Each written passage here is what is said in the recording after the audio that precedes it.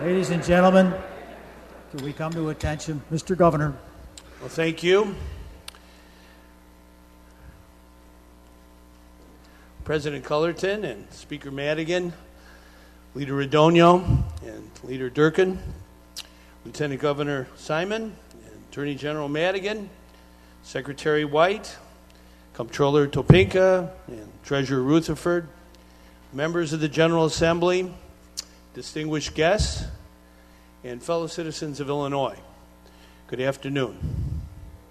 I'm here today to propose not only a budget for the next fiscal year, but also a 5-year blueprint that will secure Illinois' long-term financial future.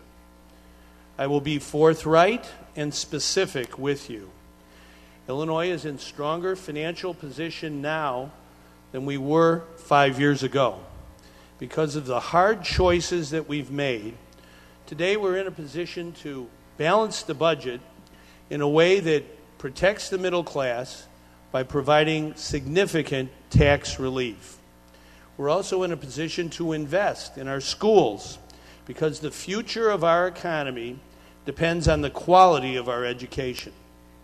5 years ago, when I took the oath of office, Illinois was headed over a steep financial cliff. We were facing the worst pension crisis in America. Our economy was trapped in the worst recession since the Great Depression. The backlog of bills was on its way to $9.9 billion. And for too many years, our state was overspending. Our revenues did not match our expenditures. Together, we began the long, hard journey to rebuild Illinois. And over the last several years, we've addressed the cost drivers of the financial crisis that I inherited. First, we had to cut state spending by more than $5.7 billion. We slashed wasteful spending. We renegotiated numerous contracts with our state vendors. We reduced our office space by 2.4 million square feet. We cut the use of paper, and pagers, landlines, and cell phones, saving millions for the taxpayer. We also did the hard things to drive down the cost of operating state government. We closed and consolidated more than 50 state facilities. We overhauled our Medicaid program, rooting out waste, fraud, and abuse. We made hard choices to reduce Medicaid spending. We reformed our workers' compensation system. And we made Illinois government more sustainable. We adopted clean technologies, and we moved towards energy-efficient vehicles. Today, we're using far less fuel than we did 5 years ago. We made our government buildings more efficient to save taxpayers money. Illinois now leads the nation in LEED-certified energy-efficient buildings. Today, the cost of running state government is below 2008 levels. We've cut more than $5.7 billion from our budget since I took office. Illinois is now one of the states with the lowest ratio of government employees per capita. We also took on the pension crisis. Unlike the past, I made the pension payment every single year since I became governor. In 2010, we took the first step of pension reform, passing pension reform for future public employees. And last year, we passed urgently needed comprehensive pension reform that will preserve the hard-earned pensions of our workers while eliminating the pension debt over the next 30 years. This was the most significant fiscal reform in the history of Illinois, a reform that credit agencies are saying could be one of the most meaningful reform packages in the nation. Together, we got the job done. And last year, we secured a historic contract agreement with our public employee unions. After 15 hard months at the bargaining table, we reached a landmark 3-year agreement that is saving Illinois taxpayers more than $900 million in health care costs over the life of the contract. That is unprecedented. No governor in the last 4 decades has been able to achieve that kind of savings for our taxpayers. And as a result of our hard work to restore fiscal stability, from spending reductions to pension reform to contract savings, Illinois is in much stronger financial position than it was 5 years ago. We've paid down $5 billion in bills, and we're well on our way to a timely 30-day payment cycle. The rating agencies are sending positive signals for the first time in recent memory. More people are working in Illinois today than 5 years ago. Since January of 2010, when the national recovery began, Illinois has added more than 250,000 private sector jobs. Our state was recently named the 3rd best in the nation when it comes to corporate expansions. As a matter of fact, Illinois acquired more than 18,000 new business establishments since 2009, a number that was 3rd in the country. We've turned the corner. We're on the road to recovery, but too many families don't feel that recovery yet, and we have much more work to do. The truth is, while we've taken some difficult steps to balance the budget, the issue of expiring revenue this year is a real challenge that will require another hard choice. If action is not taken to stabilize our revenue code, extreme and radical cuts will be imposed on education and critical public services. Cuts that will starve our schools and result in mass teacher layoffs, larger class sizes, and higher property taxes. Cuts that mean 13,000 teachers laid off, 21,000 fewer seniors receiving the help they need from in-home caretakers. 30,000 fewer people with mental illness will receive the assistance they need. 41,000 fewer children will receive daycare. 30,000 fewer students will receive MAP scholarships to go to college. 11,000 victims of domestic abuse will not receive the shelter and assistance they need. 3,700 victims of rape left without proper care.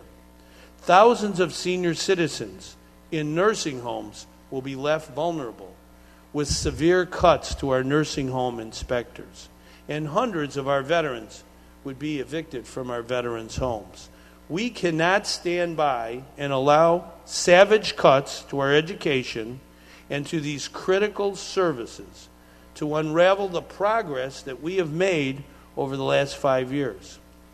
And as we work together to forge a solution, let me be clear about what I won't do. I won't institute any new, unfair taxes on everyday services that working people rely on.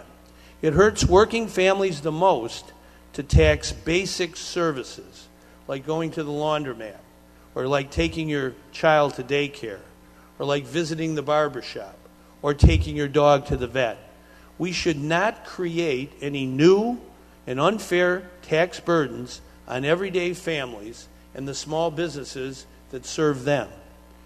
I also won't tax retirement income.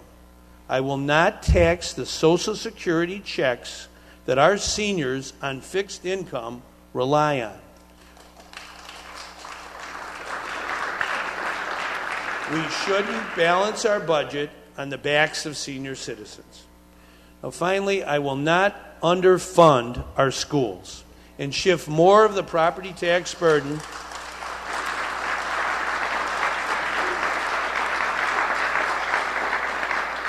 We cannot underfund our schools and shift more of the property tax burden onto homeowners in local school districts. That is exactly what slashing state funding for our schools will do. Cutting state education funding not only shortchanges our children, it increases the burden on school districts whose funding is dependent on local property taxes. Make no mistake, cuts to state funding for education will dramatically increase local property taxes on families and businesses. The path forward lies in bold and honest action. Now that we've addressed the roots of Illinois' financial crisis, it's time to take bold steps to secure our long-term financial future, for economic growth and for fairness. Therefore, I propose today a solution that protects our children, protects our working families, and protects our seniors by preventing radical cuts to education and critical services. A solution that provides significant tax relief to homeowners and working families while investing like never before in education and early childhood education. My comprehensive tax reform plan starts with providing every homeowner in Illinois with a guaranteed $500 property tax refund every year.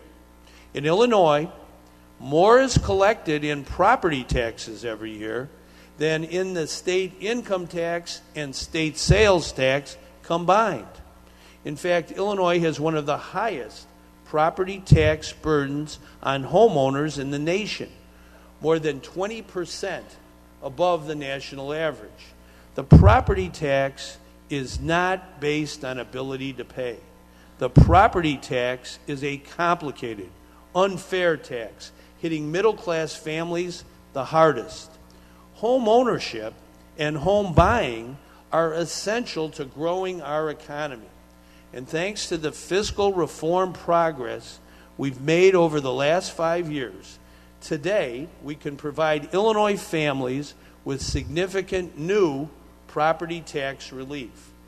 An annual property tax refund that is fair, substantial, and permanent. For too long, Illinois has underfunded its schools and overburdened its property tax payers. Now, Governor Jim Edgar and I, we don't always agree, but he was right in 1997 when he advocated a plan to use the income tax to invest more in education while cutting property taxes for the middle class. This fundamental principle was right then, and it's right now.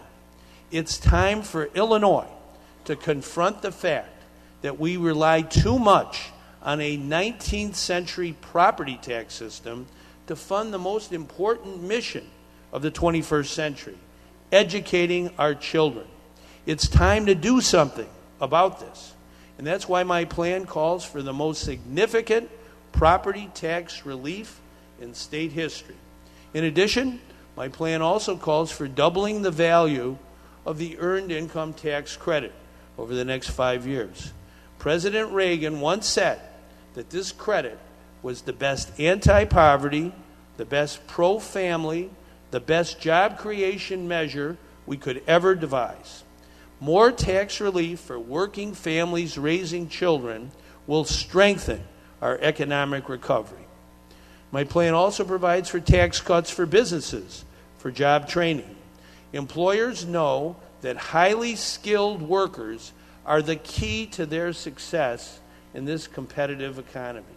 By lowering the cost to business of training workers, this tax cut makes it easier for them to create new jobs. And it ensures our workers have the skills to drive a 21st century economy. Finally, this comprehensive tax reform plan would maintain current income tax rates, allowing us to balance the budget, properly invest in education, and provide every Illinois homeowner with a guaranteed $500 property tax refund every year. By taking this comprehensive approach to tax reform, we can stabilize the budget for the long term in a way that provides targeted tax relief where it's needed the most to homeowners and to working families raising kids. It's time to move away from the era of annual budget emergencies and temporary solutions. As long as I'm governor, we are not going to accept a future of higher and higher property tax taxes. There's a better way. My plan secures Illinois' long-term financial future in a way that protects middle-class families. And it's a far cry from the fundamentally dishonest plan that says we can do nothing at all and somehow emerge without extreme budget cuts and the property tax increases resulting from them. In addition, our plan includes responsible measures to make sure Illinois lives within its means for years to come. We need to establish solid spending caps to enforce fiscal discipline, to ensure Illinois never again defers its obligations. We also need to build our reserves to protect taxpayers in the event of an economic downturn or an emergency down the road. This will allow for better budget stability, so we can build our reserves in the good times and draw upon them in the hard times.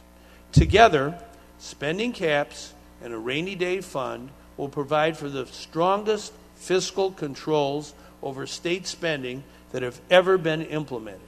This will ensure that state leaders never again spend money they don't have. In the last 5 years, we've worked to get our financial house in order by cutting spending, enacting pension reform, and securing a better deal for taxpayers with the new collective bargaining agreement. In the next 5 years, through our plan, we can secure long-term stability while providing targeted tax relief to working families raising children and to homeowners who will receive a guaranteed $500 property tax refund every year. Over the coming weeks, I stand ready to work with each of you to negotiate and pass a budget that provides property tax relief to the middle class and better funds our schools. On this path, we can achieve a state budget that properly funds education, properly funds public safety, and properly funds critical human services. The budget I propose to you today is a 5-year blueprint for growth that will secure Illinois' long-term financial future. It's a plan which invests in our people to strengthen our economic recovery. My plan recognizes that we must continue to repair and invest in our infrastructure. 5 years ago, when I took office, you worked with me in good faith to pass the largest construction program in Illinois history to update our roads, our bridges, and our schools. That program, Illinois Jobs Now, has supported more than 400,000 jobs. We've built and repaired 7,731 miles of road, 1,330 bridges, and 1,048 schools. But there's much more work to do. We must continue to invest in building a world-class transportation system in order to compete in the 21st century. That's why today I'm proposing a bipartisan working group to develop a new capital plan for the next 5 years. In addition, over the next 5 years, my plan calls for the biggest education investment in state history. Every child should have an excellent school. In my State of the State address, I announced a bold Birth to 5 initiative that will drive our economic growth for the next generation. At-risk children who don't receive a high-quality early childhood education are 25% more likely to drop out of school, 40% more likely to become a teen parent, 50% more likely to be placed in special education, 60% more likely to never attend college, and 70% more likely to be arrested for a violent crime. We will never close the achievement gap without our Birth to 5 initiative. That's why my blueprint invests $1.5 billion in Birth to 5. It's a game-changing investment in our economic future. We also need to better fund our elementary and our high schools, our elementary schools and our high schools. In 2011, we worked together to to enact landmark education reform that was the model for the nation. Parents are now empowered with a report card on their children's education in school. Teacher evaluations have strong benchmarks. Performance is prioritized over tenure. And I want to thank Senator Kim Lightford, Representative Linda Chapellavia, and all of you for your work on this important legislation. We believe in public education. And with these historic reforms in place, now is the time to increase our investment in the classroom to its highest point ever. Over the next 5 years, we will increase our investments in the classroom by more than $6 billion. In addition, we're moving to modernize our classrooms all across the state. Every classroom in Illinois should be a classroom of the future. The great equalizer in our democracy is public education. All students, no matter where they live, deserve to go to a first-rate school. My plan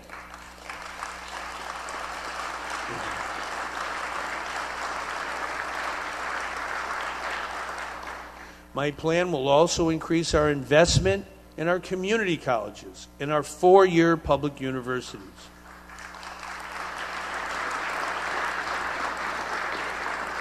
We need to expand opportunities for students to attend college.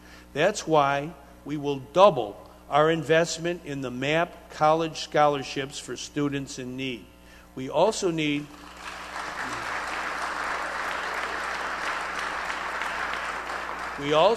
to increase access to higher education through dual enrollment in early college programs.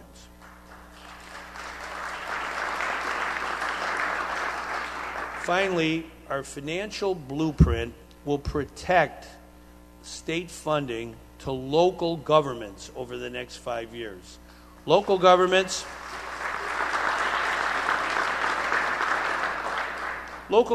are critical partners, and they have also been hard hit by the recession. By providing them with the stability they need to fund critical local services like police officers and firefighters, will make sure our local governments share in the growth and recovery of Illinois. I was elected in 2010 to be straight with the people of Illinois and to be straight with you. The truth is, those who are telling you that Illinois can tax less and spend less and still expect to fund education are simply not telling you the truth.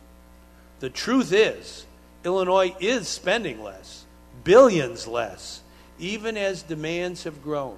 The truth is, our structural budget reforms that we fought for in the past 5 years are critical to recovery.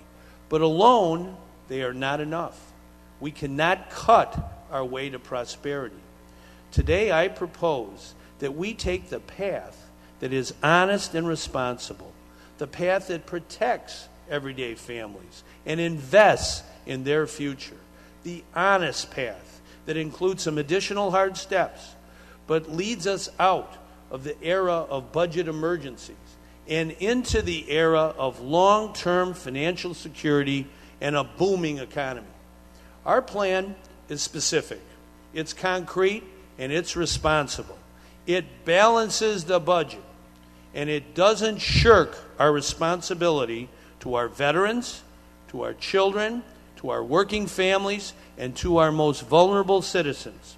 I ask each of you to consider the merits of this proposal, and I stand ready to work with you to pass a budget and do the right thing for our children.